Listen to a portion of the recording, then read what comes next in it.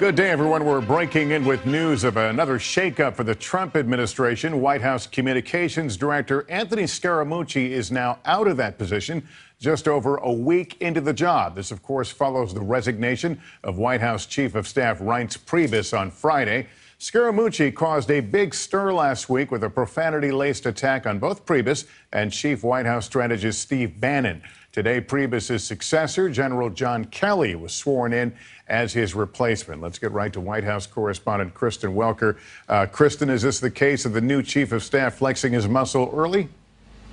It well may be, Lester. I just spoke to a source close to the administration who said that the thinking is this was something that the new chief of staff, General John Kelly, wanted to see happen. As you pointed out, Anthony Scaramucci last week unleashed that profanity-laced rant against two of the top officials here, Reince Priebus, as well as another top official here, and that enraged a lot of people within the administration. There was a sense that, as one person put it, it was a disgrace that someone used that type of language would be allowed to serve in the White House. And I think more broadly, Lester, there were concerns that that type of tactic was getting in the way of what the president wants to accomplish in terms of his domestic policy, getting health care passed. For example, last week, the president, Republicans suffered that big defeat when it came to health care. And the sense inside the administration was that Anthony Scaramucci